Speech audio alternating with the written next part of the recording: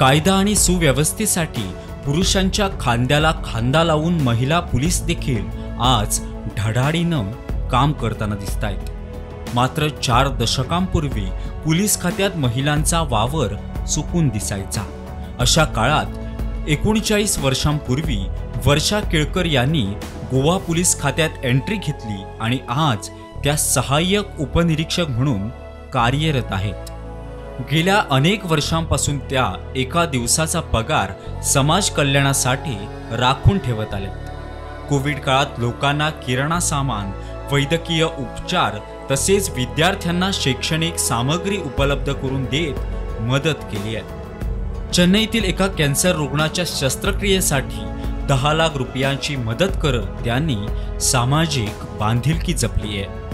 मुंबईतील वाडिया हॉस्पिटलमध्ये हृदय शस्त्रक्रियेसाठी त्यांनी 8 लाख जमा केले आहेत। या कर्तव्यनिष्ठ वात्सल्य मूर्तीला कोटी कोटी प्रणाम।